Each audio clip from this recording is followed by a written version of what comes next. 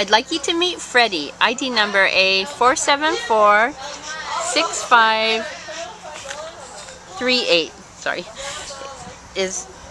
Freddie is a male white cockapoo and came to the shelter as on August 17th from the Palos Verdes area with Henry, the other dog.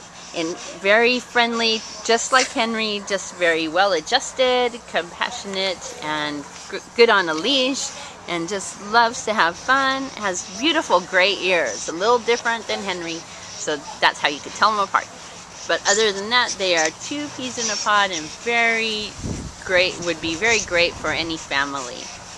And how was your impression of him? Just what you said, very friendly, great with other dogs, likes his roommate. They just both came to me and were all over me and wanted me to put him on my lap.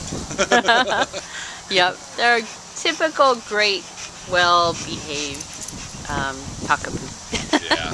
I had one. They were very sweet. That's a good dog. Yes, very good dog. So please, if you have space for Freddie and maybe Henry too. Yeah, they could come together. They'd get along great. That would be great, but we just need them out and safe. Yes. So please come to the Carson Animal Care Center. What's the matter? He's calling for you. What's the matter?